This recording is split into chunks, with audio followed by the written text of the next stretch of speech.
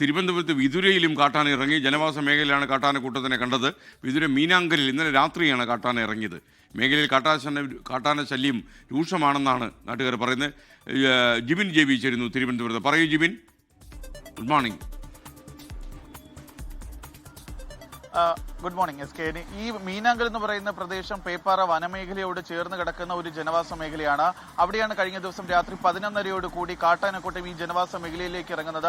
നമുക്കറിയാം, കഴിഞ്ഞ കുറച്ച് നാളുകൾക്ക് മുമ്പ് സമാന രീതിയിൽ കാട്ടാനക്കൂട്ടം ഇതേ പ്രദേശത്ത് ജനവാസ മേഖലയിൽ ഇറങ്ങി വലിയ രീതിയിലുള്ള നാശം വിതച്ചിരുന്നു. അന്ന് അവിടുത്തെ കൃഷി ആകെ തകർത്ത ശേഷമാണ് ഈ കാട്ടാനക്കൂട്ടം മടങ്ങി പോവുകയും ചെയ്തത്. പിന്നീട് RRT സംഘം എത്തി. അതിലൊരു ചെറിയ ആനയുണ്ടായിരുന്നു. അതിനെ മയക്ക് വെടിവെച്ചാണ് പിന്നീട് കാട്ടിലേക്ക്, ഉൾവനത്തിലേക്ക് കയറ്റിവിടുന്ന സാഹചര്യം ഉണ്ടായത്.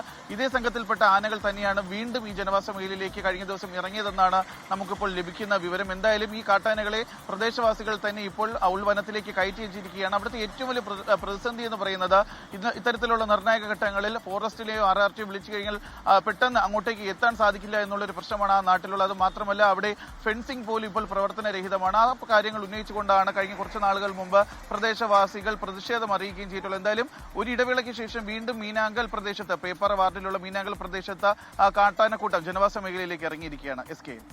ലോകത്തെവിടെയായാലും ഏത് സമയത്തും 24 വാർത്തകളും ഓഗ്മെന്റഡ് റിയാലിറ്റി പാക്കേജുകളും എക്സ്പ്ലെയിനറുകളും വിശദമായി കാണാൻ ഞങ്ങളുടെ യൂട്യൂബ് ചാനൽ നിങ്ങൾക്ക് സബ്സ്ക്രൈബ് ചെയ്യാം.